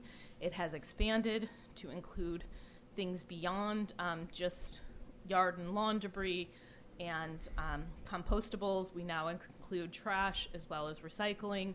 And along with recycling, we have a new collaboration with the owner and winemaker of Billsboro Winery Vinnie Alperti brought forward the idea of recycling food-grade glass containers, and so we can take those on the site as well. In order for our residents to use that, they can come to City Hall and work with the clerk, and we do have an annual fee for recycling and an annual fee, or a punch card for trash services. And I think that's all. Thank you. Next is unfinished business. Our first resolution is a sale of city-owned property on Conover Street, presented by our city manager. Yes, so this is in your agenda packet, and what it does is it allows us to sell a parcel. It's interesting because there's not really a parcel number at this point. What you'll see in your attached packet is parcel A and parcel B on a paper street, and it would allow you to sell this property to Daniel McGowan. I need a motion. Councilor Lavin, seconded by Councilor Petropoulos. Discussion. Councilor Lavin? I just want to mention that for some reason, I really don't understand, but this is dragged on and on. He's offering to give the city way almost as much money as we sold the Foundry site for, to just solidify a long-term investment he's made in turning that property into an asset for the city. 2 houses, a big number on the growth in our tax base, and I don't see any problem in this. And I think, $40,000 or $50,000, depending on which kind of warrant that we give him, we'll give you. It's enough money to give the seniors a couple of years at the Y if we want to take it. I just don't see any reason to say no at this point. Anybody else? Because I will be the one that will be the no vote. This is a piece of property at the end of the sidewalk to nowhere. There's also a high-pressure gas line on this property, which I'm concerned about.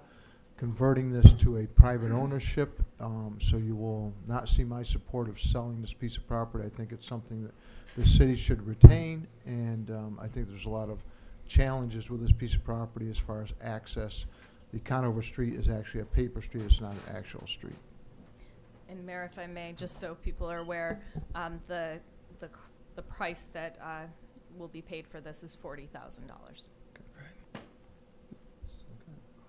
Councilor Morocco, did you? No, I mean, we talked about this property before. Doesn't NYSEG or the railroad have to have some kind of contingency because they have to have access to this? So how does that fall into it? There will be, and David, we've talked some about the easements that'll need to be happening with them. You can convey a property that has those easements on it, though. Yeah, the property would still be subject to those rights. Yeah. Councilor Petropoulos. So hypothetically, should we vote to sell it, what, if any, liability does the city have? Hopefully not.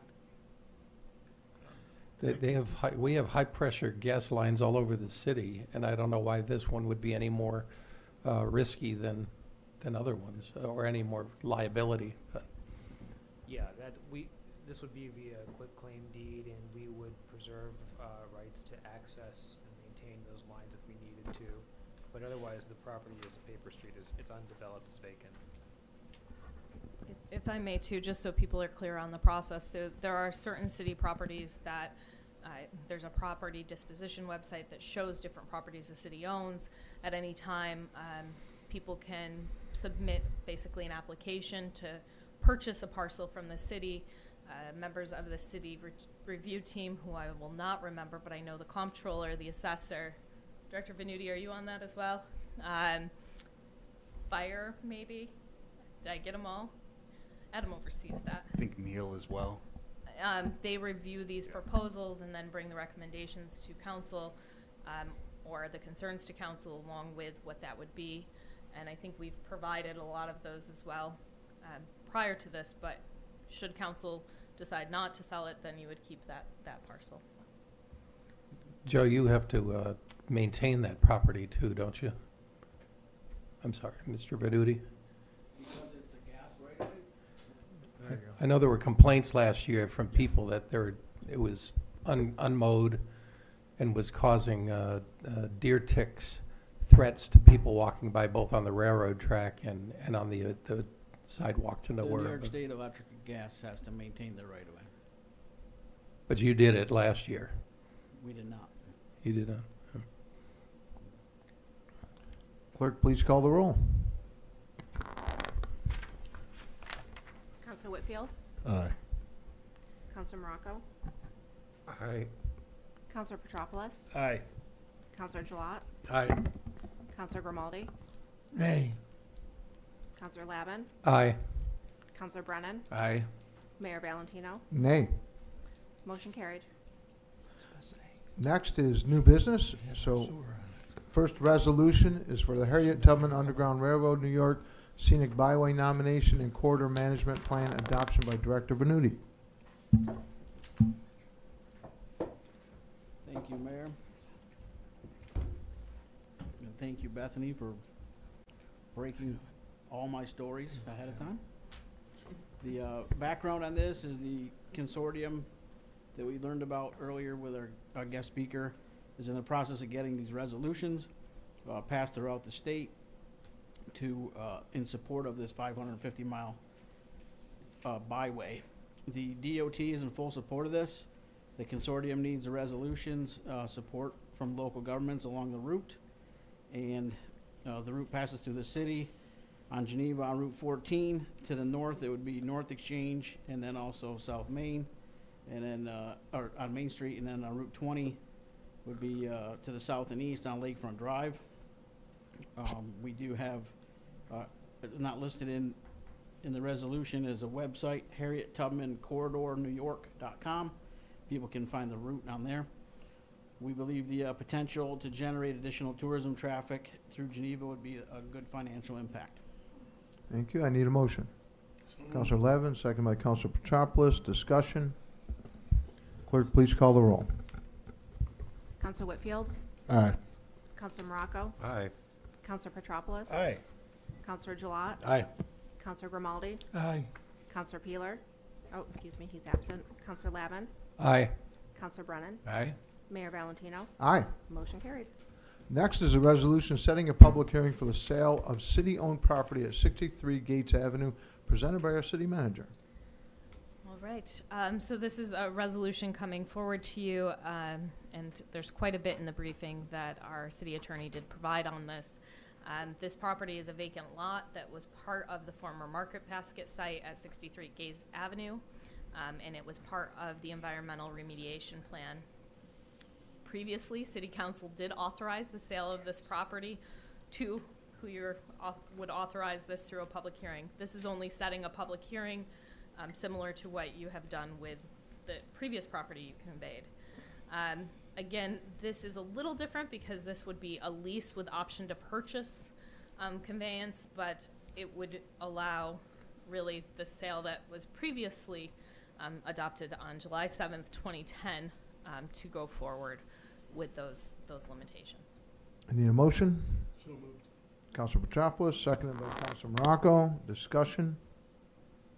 Clerk, please call the roll. Counselor Whitfield, Aye. Counselor Morocco, Aye. Counselor Petropoulos, Aye.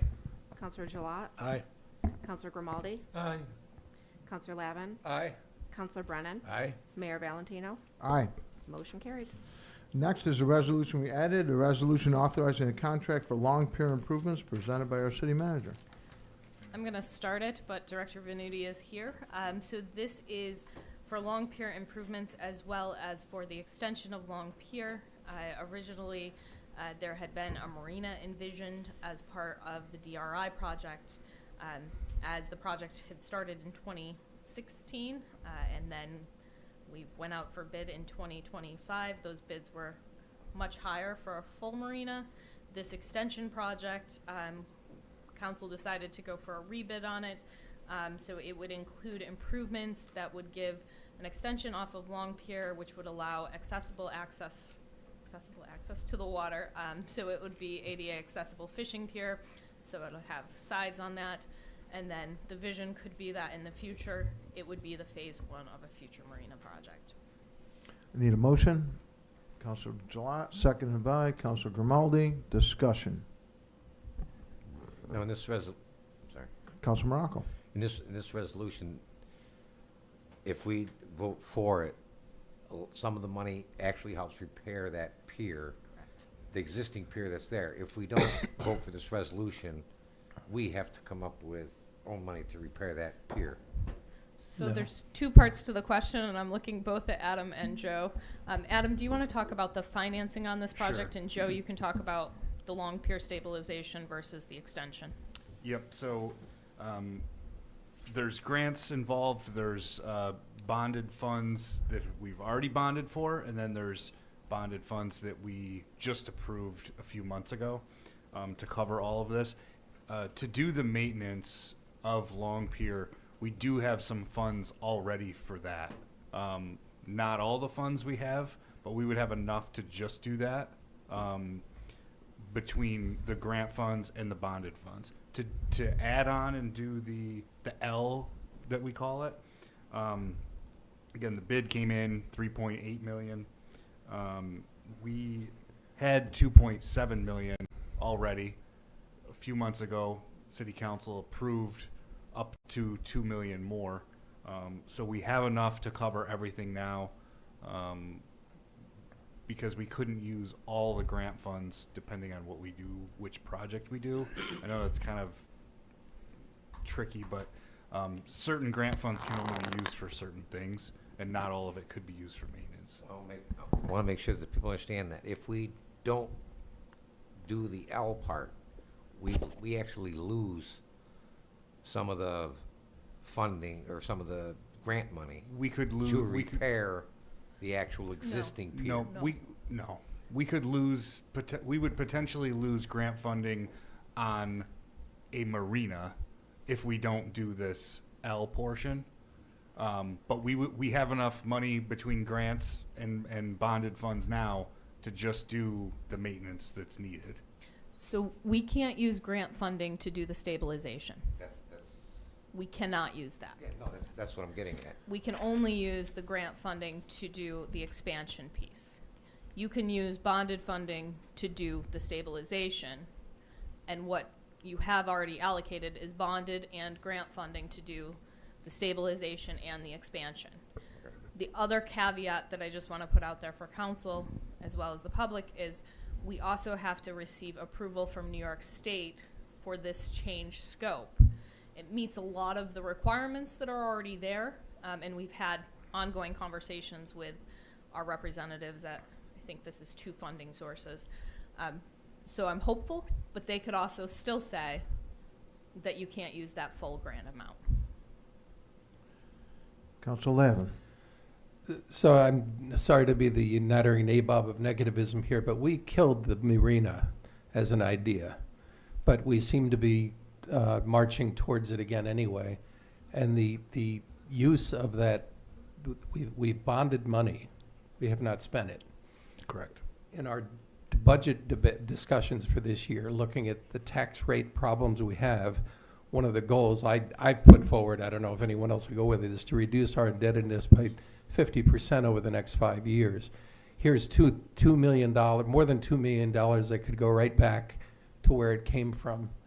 And we still have the money to fix the pier. And we're not taking a step towards a marina that, for a number of reasons, it wasn't just money, but it was also the ability to maintain it, to generate the income that program suggested it would generate, which I never believed. We haven't generated that kind of revenue from anything.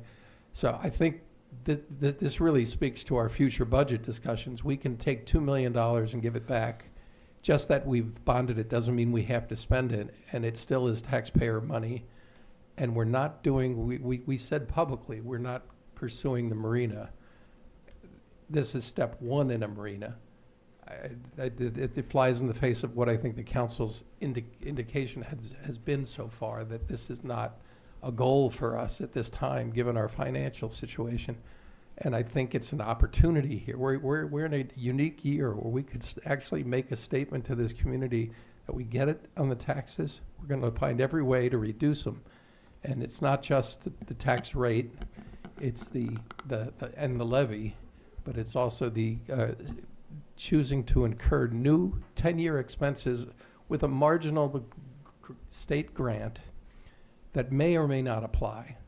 So my sense is this is a step towards something we really don't want to commit to, and we should take that money to some degree and start paying down the past excesses of our spending and look for other ways to improve the community. We have projects that are coming. There's a lot of good news, but this is not part of it. And I don't think, unless DPW wants to tell me how we're going to maintain, where the money from maintaining, we still can't maintain the flowers on our waterfront at this point. And now we're going to add a new asset that I think it's not a good time for this. But Councilor Brennan, did you want? Well, yes, sir, I agree. I have to say that this is all cost and no revenue. To advance a pier extension does nothing for tourism. This is just more cost upfront and more cost for maintenance for years on end. Look at the Long Pier already. The Long Pier itself is crumbling. So that's going to happen to the Long Pier extension. We need to spend as little as we can on these things that don't produce revenue. Our job is to maintain fiscal responsibility, and I suggest that building an extension serves no purpose whatsoever. So I'm going to be voting no on this. Councilor Gillette. Yeah, we've bounced this around a lot. First of all, let's get away from the marina thing because all we're talking about is just piers. Down the road, a couple councils down the road, whatever, maybe a marina comes up again, I don't know, but that's not the conversation. We can talk about cutting taxes, cutting expenses, cutting all we want to, just like councils in the past. And meanwhile, we move forward with nothing.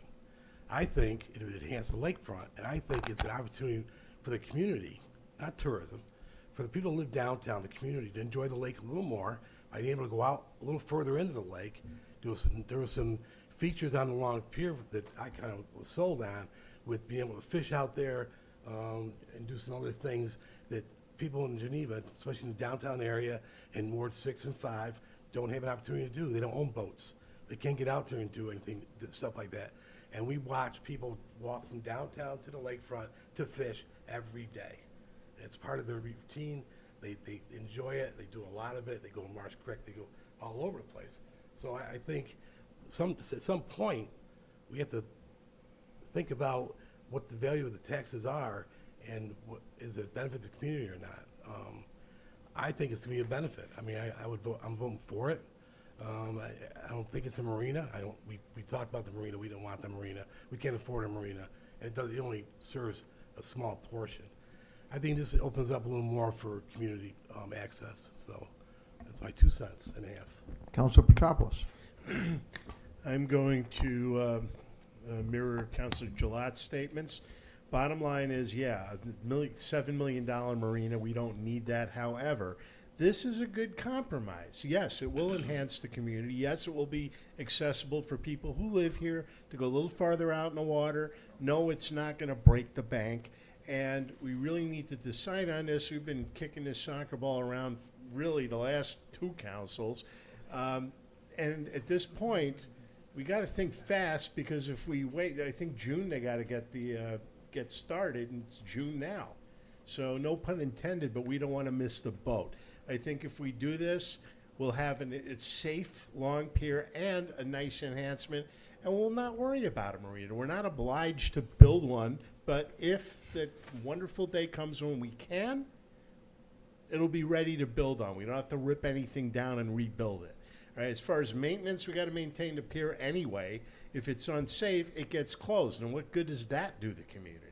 So I'm voting yes on this. Thank you. Councilor Grimaldi. I got 2 questions out here. I need one from the controller. Adam, do you know how much debt the city has between the 3 funds? Yes, I do. Give me 1 second. It doesn't have to be exact. I mean, you could be, It's a total around 42 million Okay. across all 3 funds, and a majority of it is in sewer. Okay, well, that's what I figured. Yeah. And then, Director of Public Works, do we know what the actual problems with the Long Pier are? I mean, I keep hearing it's falling apart, but every time I walk on it, it seems okay. So, I mean, Erosion and scouring are the two biggest problems, where Underneath. the wave action has undermined the concrete sidewalk. A big portion of the concrete sidewalk that's there now is being held together by the railing. So it needs basically stonework. It needs more stonework on the sides, Correct, and stabilization. okay. And that's about $500,000 to Okay, fix I would like to stabilize the start, pier. Counselor, if you'd like It's the about floor, just raise your hand, please. I would like to start by, go ahead, Director. Yeah, the bid prices for the stabilization portion was around $860,000. Thank you. So I'd like to start by thanking current staff and previous staff for carrying this from 2016 till now. It's been a long road, and I will blame COVID and a lot of other reasons for getting in the path. And nothing has decreased in expense since 2016 until 2025. So I think it was a realization that the vision of the DRI and the lakefront development plans and the plan on the marina, which is totally supported by the community, and that's how it passed the muster test and landed in the DRI, has brought us to this point. Unfortunately, with the escalating cost of constructions and product itself, it's brought us to a decision process that we're having to deal with. For me, I think that having vision is important. And that vision for me was, how do we enhance access to our lakefront? It's one of our big conversations we've always had. And are we a city with a lakefront, or are we a city on a lakefront, is still something I think we toss around in the air. Stabilizing the pier, from my understanding, from everything I've learned from Director Maroney and staff, is that it wasn't stabilized properly in the first place, and that's why we've had the erosion. This, what we're calling the L-shaped access, is a nice addition that goes off to the left of the existing pier. It provides a lot of access for fishing. It is ADA handicap accessible. I think you'll see a lot of people out there on this property. And it also provides the opportunity for future phases to add wave baffles and to do other improvements on the lakefront in the future. It also has been told to us that it's a 10-year maintenance-free option. So I don't see any addition to maintenance costs for the next 10 years. So I'm looking forward to this. I think it'll be a great addition to our lakefront. Clerk, please call the roll. Counselor Whitfield? Nay. Counselor Morocco? Aye. I'm sorry, aye. Thanks. Counselor Petropoulos? Aye. Counselor Gilat? Aye. Counselor Grimaldi? Nay. Counselor Lavin? No. Counselor Brennan? Nay. Mayor Valentino? Aye. We have a tie. 4-4. The nays win the tie. It's 4-4. Motion defeated. The nays win the tie in You got it. Robert's rules. Next on our agenda is a resolution setting a public hearing for commencement of Chapter 111 enforcement at 214 to 216 Castle Street, presented by our city manager. Okay. So we've talked a lot about 314 to 316 Castle Street. You'll see in the briefing, it corrects Medias to Medias, but this is the former Medias property. It's unsafe pursuant to our Geneva Municipal Code, Chapter 111. And what this would do is set the public hearing to start the Chapter 111 process, which would allow you the ability to demolish that building and then put that cost on the property owner. Need a motion? Councilor Petropoulos, seconded by Councilor Grimaldi. Discussion. Clerk, Councilor Brennan? I don't know anyone who's trying to save Medias. This, I have familiarity with Chapter 111, and I say to you that this is not just a tool, and the toolbox is the only tool that we have, and it's incumbent upon us to cause this public hearing and go forward with the Chapter 111. Clerk, please call the roll on the public hearing. Counselor Whitfield? Aye. Counselor Morocco? Aye. Counselor Petropoulos? Aye. Counselor Gilat? Aye. Counselor Grimaldi? Aye. Counselor Lavin? Aye. Counselor Brennan? Aye. Mayor Valentino? Aye. Motion carried. Next, appointments to boards and commissions. Do we have anything? Just want to repeat what we did on 28th or just? No, that's already been enacted. So if there's no existing appointments to boards and commissions, I would like to take this opportunity to thank Deputy Mayor Peeler for holding that position over a period of time. And at this point, I would like to make a motion to appoint Councilor Gilat as the new deputy mayor. And I so move. I have a second. Councilor Lavin, any discussion? Clerk, please call the roll on appointing Councilor Gilat as deputy mayor. Counselor Whitfield, Aye. Counselor Morocco, Aye. Counselor Petropoulos, Aye. Counselor Gilat, Aye. Counselor Grimaldi, Aye. Counselor Lavin, Aye. Counselor Brennan, I have to think about it. Is he going to bring food more often? Is it- Mayor Valentino. Aye. Motion Councilor carried. Brennan, this is giving you a little break, I think. Okay, next is mayor and council reports. I'll start at my right and work our way around. Councilor Brennan? Shade Tree Committee, always busy, always very busy. Tom Burrell would like you to know he contributed $415 in real live money for May firewood sales. Puts them over the $16,000 mark. I attended the ZBA meeting. There was only one topic on that agenda. It was about 1019 Lockland Road. Mr. Robert Barkley has a very ambitious plan to build a home on that empty lot, as well as add a pad for a very sophisticated RV. Very exciting project, really. The HDC did meet. Mr. Tom Johnson made a presentation. He owns 527 South Main Street, formerly known as the Bragdon House. It was formerly a bed and breakfast, but it was architecturally built home, and he is going to add a porch on the south side of that building using the original architect's plans. So it's really very much within keeping of the Historic District Commission mission. And we had, also at the HDC, speaking of Matthias, we had an extended conversation about what Chapter 111 means, because the HDC is concerned about Trinity Church. So I explained to them my understanding of what Chapter 11 would be, and so they're a little bit more informed. Trinity Church remains one of those problems in the city. But that's my report. Councilor Lavin? Thank you, Your Honor. I like to report from the First Ward, the usual problems of the First Ward, traffic and things like that. This month, I have to say, and I know this is not an easy thing to talk about, but I've been inundated with questions from my constituents in my neighborhood about the problems in the police department.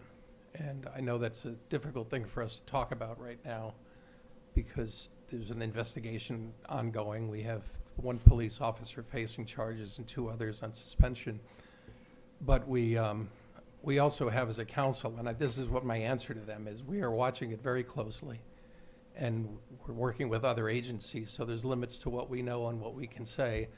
But I believe that this council has an obligation that transcends the outcome of these investigations. We lost the chief last year, and now we have 3 people hanging, and it raises questions about the culture, the processes, the contractual obligations, the internal affairs, a whole lot of things, and I would like us to research what our rights are as a council to ask outside support of either a grand jury investigation, a state police engagement, or the county sheriff engagement to help us assure the public. I have great faith in our city manager and our police chief, but the erosion of trust that this is bringing up, and I think it's going to get worse as the details come out, really puts us in a position.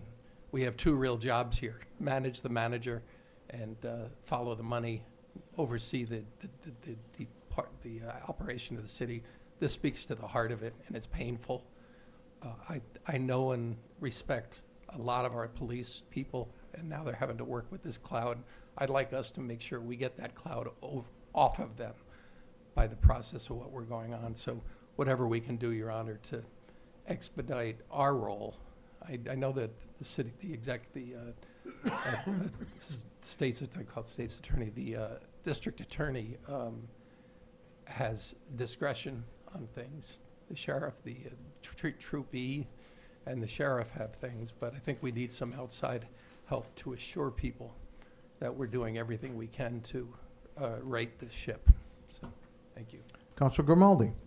I attended the Housing Authority meeting this month, and they're moving along. They're completing a lot of their construction that they've been doing.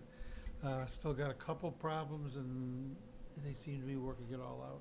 So they're doing pretty good. I'm glad we're starting work on Matthias. That's probably one of the #1 calls I get are about that place. The other big one that I've been getting a lot of, and most of it's from, actually not my ward, from Ward 2, is still the school project and the road cut. So hopefully the council will discuss that and deny them a road cut on Nursery. But otherwise, things are moving along for summer, if we get rid of the cold weather and rain. Councilor Gilat. Okay, the Police Budget Review Board did not meet this past month, but actually they're meeting next week. So there'll be a report next month from them. As far as the Geneva bid report, fundraiser was a success. They raised enough for 1 new planner, and Geneva Community Projects donated 2. The 3 new planners will go along routes 5 and 20 to mark gateway entrances to downtown. First Friday is this Friday. The Frank and Julie duo will be playing live from Linden. Rocco Dorsey is playing at the F2T Kitchen in 41 Lakefront. Music Mondays begin this month on June 16th with free events from 5 to 8 p.m. in Bicentennial Park, or Martin Luther King Park, next to Lions National Bank at the corner of the Lake and Exchange. Whirlwood is playing on June 16th, and there'll be food, vendors, and farm stands there. Featuring downtown establishments will be Rusty Pig and Heavy Kevy's Catering. That'll be June 16th, July 14th, and August 11th. Am I correct with that, those dates? And I think that's all I have. Council Petropoulos. Right, we had the LDC meeting earlier today. A few announcements from that. Basically, the next Neighbors Together event, which will be at the Bizzuto Center, will be, I believe it's the 5th of August, Tuesday, 6:45 to 8 p.m. We've had a couple of these, so come on down no matter where you live. Let's see, Drumstock, the Geneva's new Music and Arts Festival, will be happening. It'll be on Saturday, September 6th. Fundraising is ongoing, so keep an eye out for that. The Farmers Market has started. One of our guests today was Ryan Davis, who is the county economic developer. And I was going to actually ask you, Supervisor Kennedy, but I was told, hey, you do it.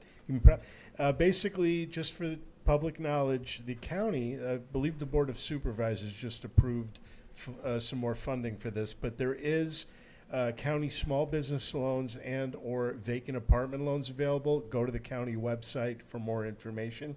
All right. And I think that's it. Oh, yes, we still have 2 vacancies on the LDC. So if you're a banker or work in the finance field or know someone who does twist their arm, bust their skull, do what you got to do, we could use 2 more people. But other than that, good meeting. As far as ward report, a lot going on, but I'll be quick, as quick as I can. Pete Gillott's looking to be funny. The work, I just want to thank you, Stephen Kelly. I poked him, and he showed up at the work session. Work sessions, obviously, council meetings are open. You can come. Yeah, they could be dry. You also have the option to watch them on YouTube because open meetings are recorded. So if you don't want to sit here too late, you can do that. But this is, I want to pass the word because the more, I mean, we got a pretty full house here. It's not that bad, you know. Time was you had 1, 2, 3, 4. It's good when the public engages. So, you know, there's a lot of fluff going online. Well, this is where things go down. So pass the word. Invite people to come down. There was somebody from Ward 5 with their young child there, and she probably had to go, but I was hoping to shout her out. And I'll segue into why she was here. Richards Park playground equipment was yanked. Apparently it didn't pass inspection, and because it had passed last time before the budget, it wasn't on our budget list for 2025. However, I fully agree that we need our playground equipment. So I tasked Jeff Geiger, the Geneva Parks Foundation, to go out there and get me a ballpark price tag for what it might cost. If it's doable, then maybe we can work with the parks community to, partner with nonprofits, private sector, city, and get new playground equipment. The other corollary was it gets vandalized. And I know we were just talking about cameras, how expensive they are. If we can't get a camera, let's start beefing up volunteerism for that. Richards Park's not too far. I'll sit there, baseball bat in hand, and make sure nothing gets messed with, because the whole point of playground equipment is for people to use, not to break.